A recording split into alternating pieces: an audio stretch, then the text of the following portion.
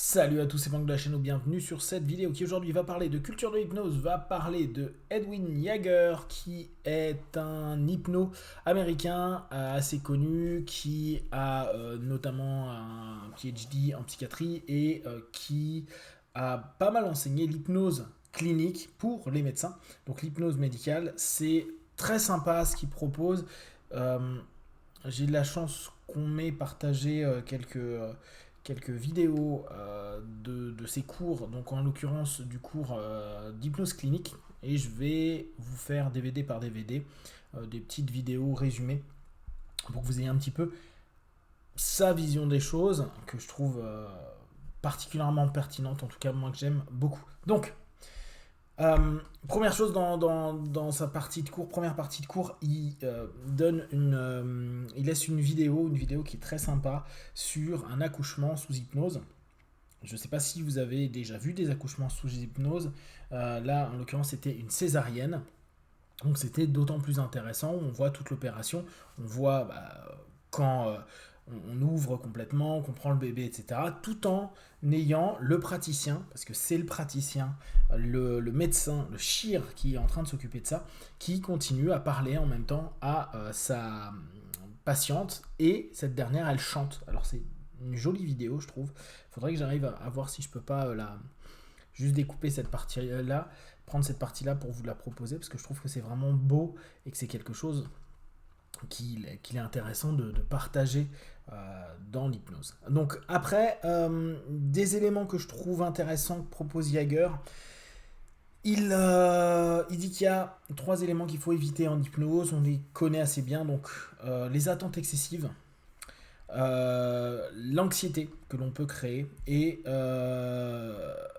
utiliser l'hypnose si ça masque des dysfonctionnements. Vous savez, c'est un des problèmes qu'on a souvent avec l'hypnoanalgésie / hypnoanesthésie, où des personnes vont s'analgésier ou s'anesthésier sur des problématiques assez récurrentes qui, au bout du compte, étaient des alarmes pour aller voir le médecin. Donc, il ne faut pas trop déconner avec ça. Analgésie, oui, mais souvenez-vous, tant que vous avez cette alarme, ça veut vous dire il faudra peut-être que tu ailles consulter. Donc, si ça dure longtemps, n'hésitez pas à les consulter. J'ai aimé beaucoup un élément où il dit la transe n'est pas l'hypnose. On est complètement d'accord. Moi, la définition que je donne souvent, et bien sûr c'est la mienne, c'est l'hypnose est une discipline qui utilise la transe étant la communication entre le subconscient et le subconscient en diminuant le facteur de jugement. Lui, il estime que la transe est une caractéristique de l'hypnose. Et un élément que j'ai trouvé intéressant, il disait l'hypnose, dans cette discipline, euh, n'a pas forcément besoin de transe. La transe va être un élément pour ouvrir des possibilités, notamment l'hypnoanalgésie. L'autorité, la figure d'autorité et donc la suggestion approuvée par la figure d'autorité est de l'hypnose. Ça, je trouve que on y adhère ou pas, hein, mais c'est quelque chose auquel moi j'ai souvent fait référence en disant mais il n'y a pas besoin que je te mette dans un état spécifique à partir du moment où tu suis mes suggestions. L'idée étant de la transe de permettre une hyper, le mot est toujours, je l'exagère toujours, mais une optimisation de la suggestibilité et une capacité de focaliser, etc., etc.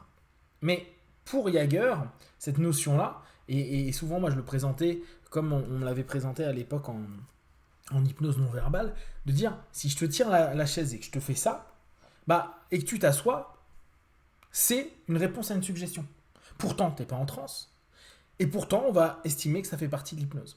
Et on a encore plus ça dans l'hypnose indirecte, avec tout le travail du body language, avec tout le travail qu'on va avoir sur des marquages analogiques, etc.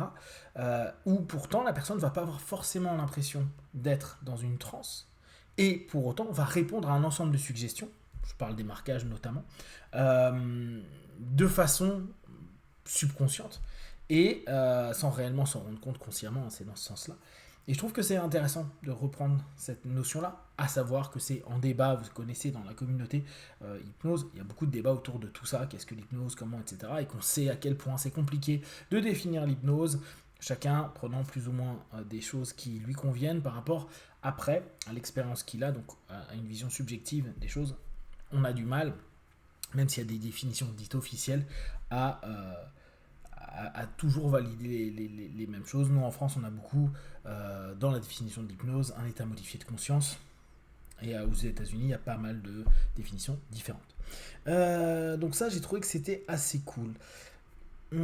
Comme d'habitude, il rappelle que un des éléments qui empêche d'aller en hypnose, c'est la peur. Donc là encore, en hypnose hellmanienne, Jerry Kine en hypnose kynienne, etc., insister beaucoup sur cette notion-là, éviter qu'il y ait des peurs. Et on revient sur ces notions de créer l'anxiété. C'est un des éléments qui empêcherait à un moment donné d'aller dans une transe ou de vivre de l'hypnose. Ça me fait penser aussi, et j'ai trouvé que c'était assez pertinent, ne faites pas aller les partenaires, ne faites pas croire aux partenaires des choses qu'ils ne pourraient pas faire. Ça, c'était dans les éléments, moi j'ai noté attente excessive, mais en fait c'est plus précis que ça. Ça doit toujours être possible. Et vous savez, régulièrement, je vous dis dans les suggestions, faites en sorte que vos suggestions, que ce soit en auto-hypnose ou en hétéro-hypnose, soient possibles. Soit dans cette notion, dans la création d'objectifs précis, réalistes, écologiques, mesurables, réalistes.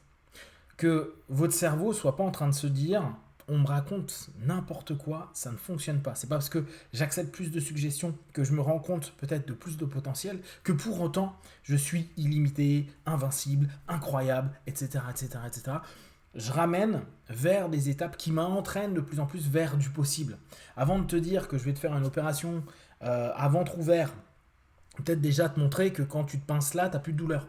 Que après tu arrives peut-être à analgésier tout ton bras, que après peut-être on peut prendre une pince et commencer à te montrer que tu n'as plus aucune douleur, ou que tu la gères, ou que c'est ok.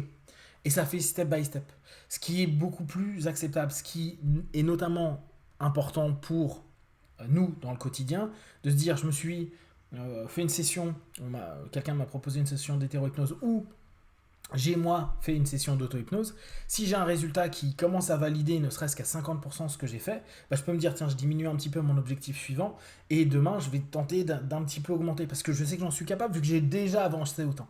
Rappelez-vous de ça parce que je pense que c'est un des points qui est vraiment important. Bon après il aura fait faire une petite démonstration qui a été une utilisation de Hellman, fais comme si, ferme tes yeux, etc. Et bien sûr les gars en post-session, ont toujours cette problématique qu'on a beaucoup en hypnose hellmanienne. Quand on dit à un de nos partenaires, fais comme si tu ferme tes yeux, fais comme si tu collais tes paupières jusqu'à ce que tu saches que tu ne puisses plus les décoller.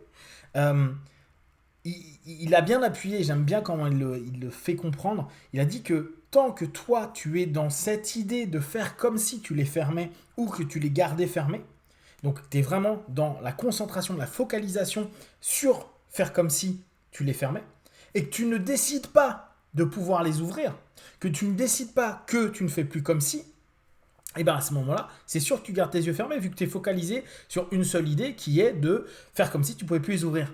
Mais si tu te dis, bon bah oui mais est-ce que je peux les ouvrir, bah, c'est que tu as déjà décidé de ne plus être dans le fait de les garder fermés.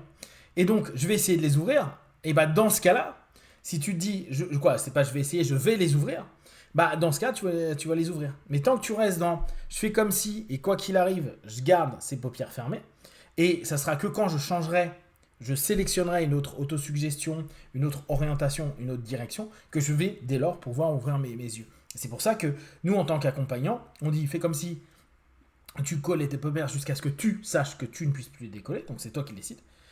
Et après, tu vas essayer de les décoller tout en gardant cet état d'esprit. Donc, pendant ce temps-là, c'est qu'un essai, donc ce n'est pas réussir. Maintenant, tu peux ouvrir tes yeux. Et là, à ce moment-là, personne ne peut parce qu'elle a changé l'orientation, la direction. Elle n'est plus dans faire comme si et son collet. Je peux maintenant, donc j'ai la possibilité de l'ouvrir. C'est cette notion-là, je sais qu'elle est compliquée pour beaucoup de personnes qui attendent toujours que ce soit un phénomène magique ou un pouvoir de l'hypnotiste sur l'hypnotisé pour qu'il y ait un feedback. Donc voilà, ça c'est sur le premier DVD, c'est vraiment sympa. Je vais continuer à vous proposer son boulot à Ed Jaeger. N'hésitez pas à lire ses bouquins, à voir ses DVD, à vous informer dessus. Vous verrez, c'est un très très bon hypno et c'est agréable d'avoir sa connaissance qui est partagée. Si vous avez des questions, des remarques, vous les partagez sur Facebook, YouTube, j'y répondrai le plus rapidement possible. Comme d'habitude, de tout ce que je propose, ne prenez que ce qui est bon et juste pour vous. Testez, observez, analysez et concluez. Be one. Ciao.